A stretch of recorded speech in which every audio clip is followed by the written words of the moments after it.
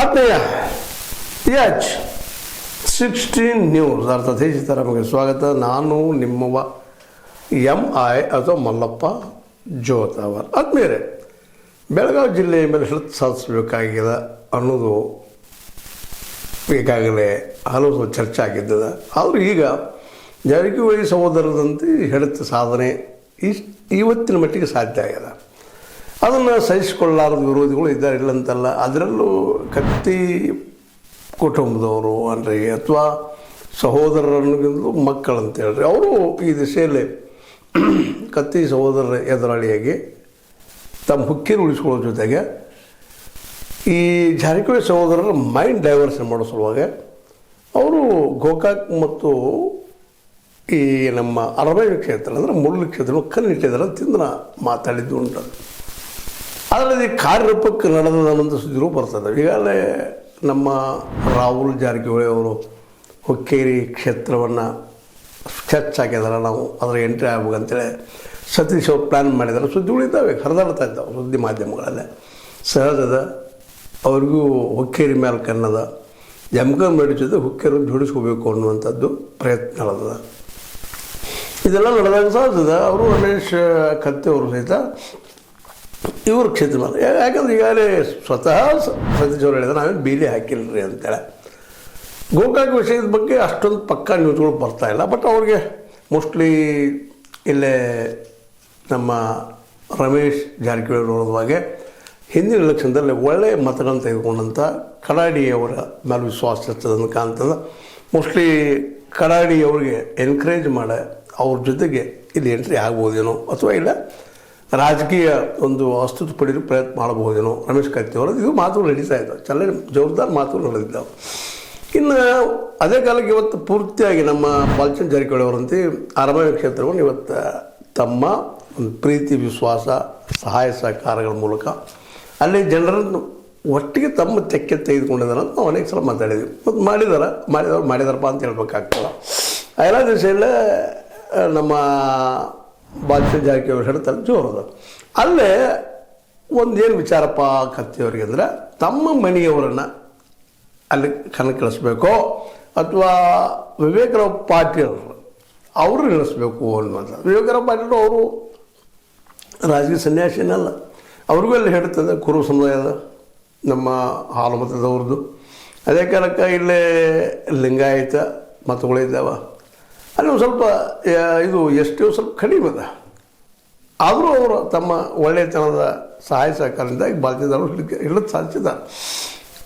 ಅದಕ್ಕಾಗಿ ಇವತ್ತು ಅವರಿಬ್ಬರ ನಡಕ್ಕೇನೋ ಈ ಅರಮನೆ ಕ್ಷೇತ್ರಕ್ಕೆ ಇಳಿಸೋ ಸಾಧ್ಯತೆಗಳು ಹೆಚ್ಚು ಕಾಣ್ತಾ ಇದ್ದಾವೆ.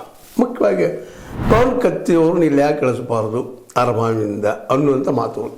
ಗೋಕಾಕಂತಿ ಮಹಂತೇಶ್ ಕಡಾಡಿಯವರು ಯಾವುದೇ ಪಕ್ಷದಿಂದ, ಒಂದು ವೇಳೆ ರಮೇಶ್ ಜಾರಕಿಹೊಳಿ ಅವರು ಕಾಂಗ್ರೆಸ್ಸಿಗೆ ಬಂದರೆ BJPಯಿಂದ ಆಗಿರ್ಬೋದು, ಅದು ಸ್ವತಂತ್ರವಾಗಿ ಆಗಿರ್ಬೋದು, ಮಹಂತೇಶ್ ಕಡಾಡಿ ಅವರು ನಿಲ್ಲೋದು ಹೆಚ್ಚು ಕಡಿಮೆ ಗ್ಯಾರಂಟಿ ಅಂತ ಸುದ್ದಿಗಳಿದ್ದಾವೆ. ಇನ್ನು ಆ ಸಂದರ್ಭದಲ್ಲಿ ಆಗ್ತದೋ ಗೊತ್ತಿಲ್ಲ. ಅವರು ಮೂಮೆಂಟನ್ನು ಜೋರು ಇಟ್ಟಿದ್ದಾರೆ. ಇಲ್ಲಿ ಅನೇಕ ವಿಷಯಗಳ ಬಗ್ಗೆ ಇಲ್ಲಿ ಜನರ ಜೊತೆ ಸಂಪರ್ಕ ಮಾಡೋದ್ರಲ್ಲೇ ಮಹಂತೇಶ್ ನಮ್ಮ ಕಡಾಡಿಯವರು ಭಾಳಷ್ಟು ಓಡಾಡ್ತಾ ಇದ್ದಾರೆ.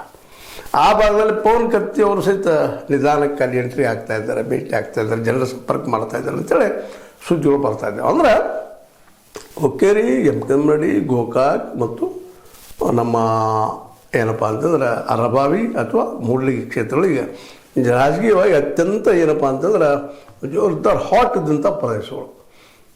ಎಲ್ಲರೂ ತಮ್ಮ ಯಾಕಂದ್ರೆ 2028 ದೂರ ಇಲ್ಲ, 26 ಮುಗೀತದ ಅನ್ನೋದ್ರಾಗ 27 ಬತ್ತು 28 ಚುನಾವಣೆ ಎಲ್ಲರೂ ಓಡಾಟ ಆಗಿದ್ದಾರೆ. ಮತ್ತು ಅದರಲ್ಲೂ ಮುಖ್ಯಮಂತ್ರಿ ಕುರ್ಚಿ ಮೇಲೆ ಕರೆದಂಥ ಸದಸ್ಯರು ತಮ್ಮ ಸಂಖ್ಯೆ ಹೆಚ್ಚು ಮಾಡ್ಕೊಳ್ಳೋ ಸಲುವಾಗಿ ಪ್ರಯತ್ನ ಮಾಡ್ತಾ ಇದ್ದಾರೆ. ಸಹಜದ, ಯಾಕೆಂದರೆ ಅವಕಾಶಗಳು ಹಾಗೆಲ್ಲ ಬರೋದಿಲ್ಲ ಜೀವನದಲ್ಲಿ, ಬಂದಾಗ ಬಿಡೋ ಹಾಗಿಲ್ಲ. ಅದರಲ್ಲಿ ಅವ್ರು ಮಾಹಿರಿದ್ದಾರೆ, ಬುದ್ಧಿವಂತರಿದ್ದಾರೆ. ಅದೇ ಕಾಲಕ್ಕೆ ಕತ್ತಿಯವ್ರೇನು ಸಾಮಾನ್ಯರಿಲ್ಲ. ರಮೇಶ್ ಕತ್ತಿಯವರು ಅವರು ಬುದ್ಧಿವಂತರಿದ್ದಾರೆ, ತೋಳಿಕೆಯವರು. ನನಗೇನು ಸ್ವಲ್ಪ ಅವ್ರ ಕೌಟುಂಬಿಕ ಏನೋ ಇರ್ಬೋದು, ಮತ್ತೊಂದು ಇರ್ಬೋದು, ಸ್ವಲ್ಪ ಸ್ತಬ್ಧಾಗಿದ್ದರು.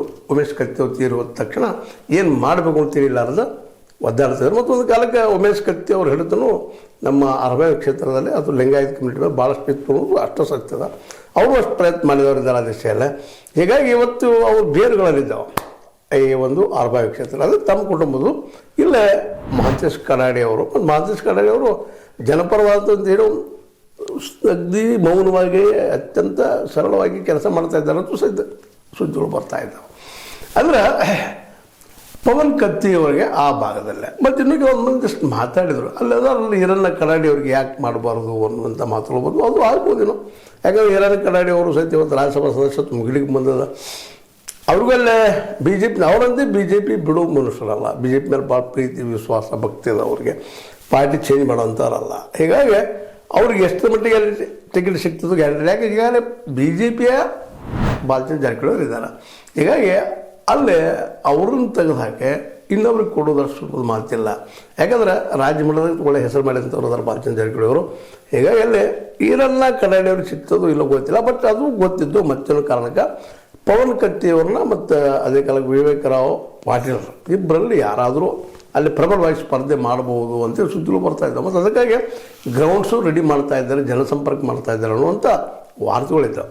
ಇವೆಲ್ಲ ಗಮನಿಸಿದಾಗ ಈ 4 ಭಾಗಗಳಲ್ಲಿ 1 ಹುಕ್ಕೇರಿ, 2 ಎಮ್ಕಮಡಿ, 3 ಗೋಕಾಕ್, 4 ಈ ನಮ್ಮ ಈ ಬದಿಯ ಮೂಡಲಗಿ, ಇವುಗಳಲ್ಲೆಲ್ಲ ಈಗ ಜನಸಂಪರ್ಕಗಳು ಮಾತಾಡೋದು ಮತ್ತೇನು ಮಾಡೋದು ನಡೆದಿದ್ದಾವೆ. ಮತ್ತೀಗ ಒಂದೇ ಅದ ಎಲ್ಲರ ತಂತ್ರ ಬಂದದ, ಏನಪ್ಪ ಅಂದ್ರೆ ಆಕ್ರಮಣಕ್ಕೆ ಆಕ್ರಮಣಗೆ ಉತ್ತರ ಕೊಡುವಂಥದ್ದು.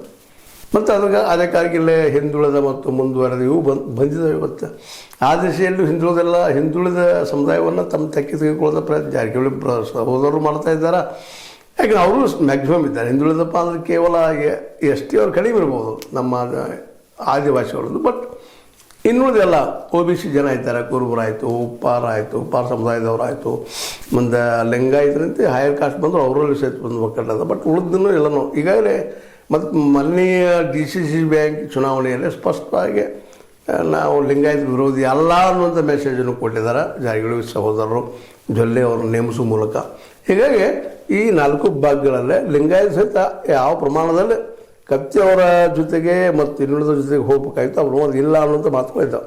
ಅದೇನೋ ಇನ್ನೂ ಟೈಮ್ ಅದ, ಬಟ್ ಇದು ನಡೆದು ಈ ರೀತಿಯಾಗಿ ನಡೀತಾ ಇದ್ದಾವೆ. ಇದರಲ್ಲೇ ಯಾರು ಯಾವ ರೀತಿಯಾಗಿ ಏನೇನು ಗೇಮ್ ಪ್ಲ್ಯಾನ್ ಮಾಡ್ಬೋದು, ಮತ್ತೇನು ಮಾಡ್ಬೋದು ಅನ್ನೋದು ಅಷ್ಟ ಮುಂದಿನ ದಿನದಲ್ಲಿ ಹೋಗುವಂಥ ಗೊತ್ತಾಗ್ತಾ ಹೋಗುವಂಥವು ಇದಾವೆ. ಇದರಿಂದಾಗಿ ಏನಪ್ಪ ಅಂತಂದ್ರೆ ಇನ್ನೊಂದು ಸ್ಪಷ್ಟ ಆಗ್ತಾ ಹೋಗ್ತಾ ಇದೆ. ಏನಪ್ಪ ಅಂದ್ರೆ ಈ ಒಂದು ಅರಬಾವಿ ಭಾಗಕ್ಕೆ ಒಂದು ವೇಳೆ ವಿವೇಕರಾವ್ ಪಾಟೀಲರು ಗಟ್ಟಿಮುಟ್ಟಾಗಿ ನಾವು ಮಾಡುತ್ತೇನಪ್ಪ ಅಂದಾಗ ಅವ್ರಿಗೆ ಸಪೋರ್ಟ್ ಮಾಡಿ ಲಿಂಗಾಯತ ಕಮ್ಯುನಿಟಿದು ಮತ್ತು ಇನ್ನೊಂದು ಉಪ್ಪಾರ ಸಮುದಾಯದ್ದು ಒಂದು ಸಪೋರ್ಟ್ ಮಾಡಿದರೆ ಮೋಸ್ಟ್ಲಿ ಅವ್ರಿಗೆ ಗೆಲ್ಲುವ ಸಾಧ್ಯತೆಗಳು ಹೆಚ್ಚಾಗಿದ್ದಾವೆ. ಬಟ್ ಅದೇ ಕಾಲಕ್ಕೆ ಎಷ್ಟರ ಮಟ್ಟಿಗೆ ಅಲ್ಲಿಯೇ ಅಂದರೆ ಅರಬಾವಿ ಭಾಗದ ಜನ ವಿವೇಕರಾವ್ ಅವ್ರ ಮೇಲೆ ವಿಶ್ವಾಸವನ್ನು ತೋರಿಸ್ತದೆ ಅಂತೇಳಿ ಹಿಂದೆ ಒಂದು ಸ್ವಲ್ಪ ಅವರ ಒಂದು ಆಡಳಿತದ ಬಗ್ಗೆ ಬೇಸರದಿಂದ ಜನರು ಅಲ್ಲಿದ್ದರು.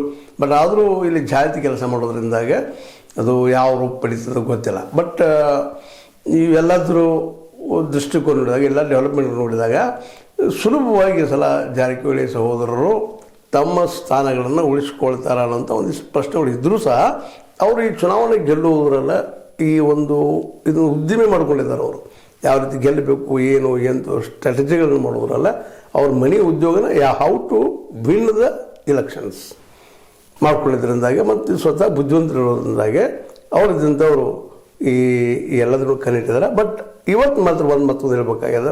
ಅದೇ ಕಾಲಕ್ಕೆ ಸ್ವತಃ ನಮ್ಮ ರಮೇಶ್ ಕತ್ತಿಯವರು ಹೋಗೋದು ಬಂದಿದ್ದಾರೆ. ನಮ್ಮ 150 ವರ್ಷದ ರಾಜಕೀಯ ಜೀವನದ ನಮ್ಮ ಪರಂಪರೆದ ನಾವಿದ್ದಂಥವ್ರು ಇದಕ್ಕೆ ಉತ್ತರ ಹುಡುಕ್ತೀವಿ ಅನ್ನುವಂಥ ಮಾತುಗಳ ಮೂಲಕ ನಾವು ಸದಾ ರಾಜಕೀಯ ಚಿಂತನೆ ಮಾಡೋರಪ್ಪ, ರಾಜಕೀಯ ಗೊತ್ತಲ್ಲ ನಾವು ಮಾಡ್ತೀವಿ ಅನ್ನೋ ಮಾತನ್ನು ಆಡಿದ್ದು ನೋಡಿದರೆ ಮೋಸ್ಟ್ಲಿ ಖನ ಜೋರಾಗ್ತಾಯಿದೆ ಅಂತ ಹೇಳ್ಬೇಕಾಗ್ಯದ. ಒಟ್ಟಾರೆಯಾಗಿ ಅರಬಾವಿಗೆ ವಿವೇಕರಾವ್ ಅಥವಾ ಪವನ್ ಕತ್ತಿ ಸ್ಪರ್ಧೆಯನ್ನು ಒದಗಿಸ್ಬೋದು. ಇದು ಗ್ಯಾಸ್ ಹೆಂಗೆ ಆಗ್ತದಂತಲ್ಲ. ಇನ್ನು ಗೋಕಾಕ್ ಅಂತ ಮೋಸ್ಟ್ಲಿ ಮಾತೇಶ್ ಕಡಾಡಿ ಅವರ ಒಂದು ಪ್ರಬಲವಾದಂಥ ಏನು ಹಿಂದಿನ ಚುನಾವಣೆ ನೋಡಿದಾಗ ಪ್ರಬಲವಾದ ವಿರೋಧಿ ಇರೋದರಿಂದಾಗಿ ಅವರ ಮುಂದುವರಿಬಹುದು. ಇನ್ನು ರಮೇಶ್ ಜಾರಕಿಹೊಳಿ ಇದು ಕಾಂಗ್ರೆಸ್ಗೆ ಬಂದರೆ ಕಡಾಡಿ ಅವರು BJP ಹೋಗ್ಬೋದು. ಯಾಕಂತಂದರೆ ಕತ್ತಿಯವರು ಈಗ BJPಯಲ್ಲಿ ಒಂದು ಬಲಿಷ್ಠವಾದಂಥ ಏನಪ್ಪ ಅಂದ್ರೆ ಸ್ಥಾನದಲ್ಲಿದ್ದಾರೆ, ತೊಗೊಳ್ತಾ ಇದ್ದಾರೆ. ನಿಧಾನಕ್ಕೆ BJP ಈ ಹೋರಾಟ ಮಾಡ್ಬೋದು. ಇಲ್ಲ JDS ಅಂತ ಈಗಾಗಲೇ ಪ್ರತಾಪರಾವ್ ಅವರು ಹೇಳಿ ಹೋಗಿದ್ದಾರೆ, ಪ್ರತಾಪರಾವ್ ಪಾಟೀಲರು, ಇಲ್ಲ ನಾವು ಯಾರು ಕೊಡದೇ ಇದ್ದರೆ ನಾವು ಕೊಡ್ತೀವಿ JDSನಿಂದ ಅಂತೇಳಿ. ಹೀಗಾಗಿ ಇನ್ನು ಅಷ್ಟಿಗೆ ಎಮ್ಕಮರಡಿ ಅಲ್ಲಿ ನಿಲ್ಲಬಹುದು. ಮತ್ತು ಸ್ವತಃ ಅಲ್ಲಿಂದ ನಮ್ಮ ರಾಹುಲ್ ಜಾರಕಿಹೊಳಿ ಅವರು ಹುಕ್ಕೇರಿ ನಿಲ್ಲಿಸುವಂಥ ಸಾಧ್ಯತೆಗಳಿದ್ದಾವೆ ಅಂತ ಕೇಳಿ ಬರ್ತಾ ಇದ್ದಾವೆ. ಅವ್ರು ಉಳಿದಂತೆ ಅಲ್ಲೇ ನಿಖಿಲ್ ಅವರು ಇದ್ದಾರೆ, ನಿಖಿಲ್ ಕತ್ತಿ ಅವರು. ಒಟ್ಟಿನಲ್ಲಿ ಇಡೀ ಬೆಳಗಾವಿ ಜಿಲ್ಲೆಗೆ 4-6 ಕ್ಷೇತ್ರಗಳು ಮಾತ್ರ ಭಾಳಷ್ಟು ಇವತ್ತು ಚರ್ಚೆ ಮಾಡೋ ವಿಷಯಗಳಾಗ್ಯಾವ. ನಿಮ್ಮ ಜೊತೆಗೆ ಇನ್ನೊಂದು ವಿಷಯ ಹೇಳಬೇಕಾಗಿತ್ತು, ಹೇಳಿದ್ರಿ. ಇದು ನಿಮಗೆ ಲೈಕ್ ಆಗಿರ್ಬೋದು. ಲೈಕ್ ಮಾಡಿ, ಶೇರ್ ಮಾಡಿ, ಕಾಮೆಂಟ್ ಮಾಡಿ, ಜೊತೆಗೆ ಸಬ್ಸ್ಕ್ರೈಬ್ ಮಾಡಿಸ್ಕೊಂಡು. 16 ನ್ಯೂಸ್ ಅರ್ಥ ತಿಳಿಸ್ತಾರೆ ಅನ್ನೋದು ಸತ್ಯದ ಕೈಗಳಲ್ಲಿ ವಂದನೆಗಳು.